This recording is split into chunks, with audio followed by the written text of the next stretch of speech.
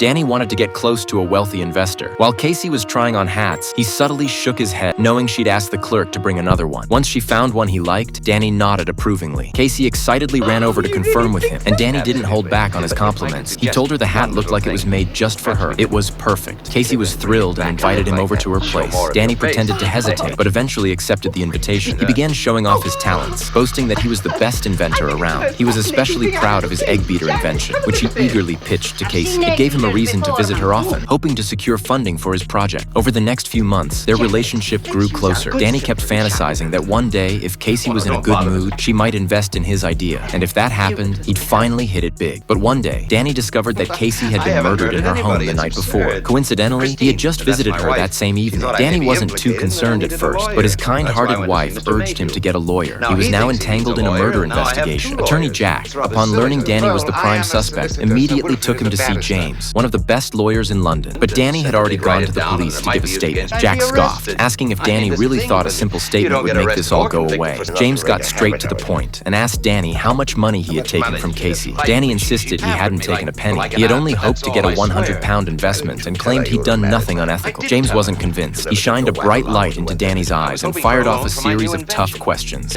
Is that so wicked? You knew it was the housekeeper. You went there because you knew she'd be alone. No, I went there because I thought she might be lonely. Perhaps you turned up the volume to drown out her cries. No, when I left her, she was alive. When the housekeeper came back, she was dead. The house had been ransacked. It said so in the papers. It must have been a burglar. Look, I didn't do it. No matter how bad things look, I didn't do it. You must believe me. You do believe me, don't you? I do now, but I wasn't sure. This was James's signature method. He needed to know if his client was truly innocent and wouldn't crack under pressure in court. Still, things were looking grim. Danny had no alibi. He said his wife could vouch that he was home by 9:30, but James called that foolish. A testimony from a loving wife would carry little weight in court.